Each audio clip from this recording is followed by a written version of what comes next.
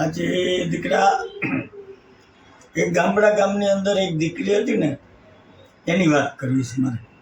આપણા સૌરાષ્ટ્રના સંતો થઈ ગયા ને, એની વાત કરવી બેટા. હતાધારમાં બેટા આપો ગીગો ને આપો દાનો.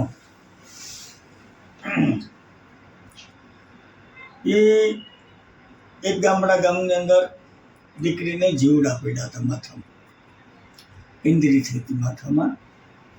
એટલે ત્યારે બેટા એ જમાનામાં છે ને કાંઈ દવા દારૂ નહોતા, દવાખાના હતા નહીં.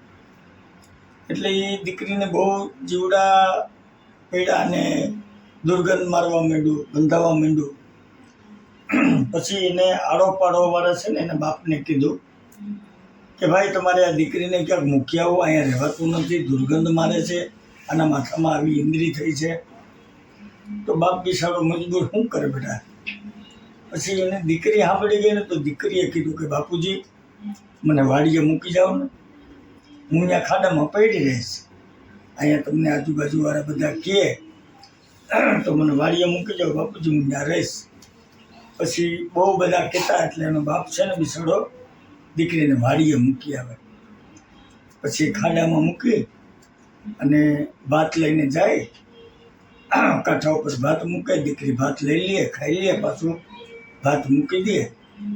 એમ થતાં ઘણો સમય વયો ગયો.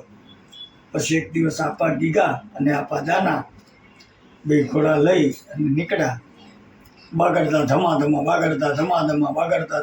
કરતા નીકળ્યા બેઠા. તો ત્યાં એમાં આપા દાનાએ કીધું કે આપા ગીગા કાંઈક અવાજ આવ્યો બેન દીકરીનો. તો કે ના આપા દાના, આમાં તો એ કે પશુ પક્ષીનો અવાજ હોય જંગલમાં. તો કે ના કાંઈક દીકરીનો અવાજ આવ્યો. તો ત્યાં જઈને જોયું તો ખાડામાં દીકરી બેઠી હતી. પછી એને બાપુએ પૂછ્યું કે બેટા કેમ અહીંયા ખાડામાં બેઠી દીકરી?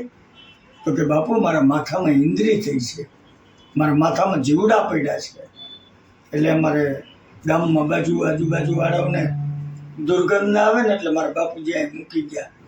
તો કે બેટા તારે ઇન્દ્રી મટતી નથી બેટા, જીવડા મટતા નથી?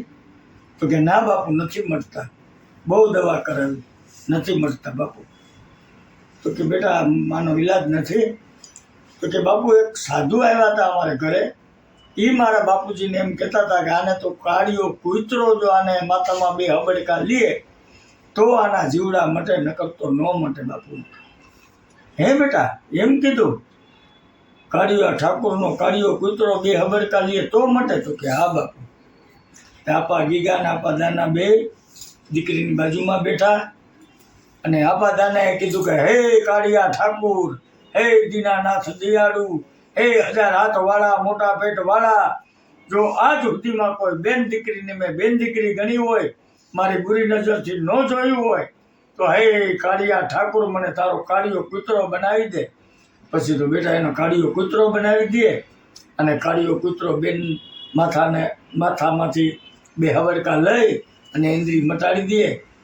પછી દીકરી બોલે છે કે બાપુ મારા માથામાં તો ઇન્દ્રી મટી ગઈ, મારા માથાના જીવડા મટી ગયા બાપુ, તમે મારી પીડા હારી લીધી. તેથી બેટા એ સૌરાષ્ટ્રનો સંત કહે છે કે બેટા મેં તારી પીડા નથી હરી દીકરી, આ પીડા તો તારા કાળિયા કૂતરાએ હરી. એવા બેટા આપણા દેશમાં હતાધાર થઈ ગયું, પરબ થઈ ગયું. આવા બહુ મોટા મંદિરો છે, ત્યાં બેટા આવો સંતો છે.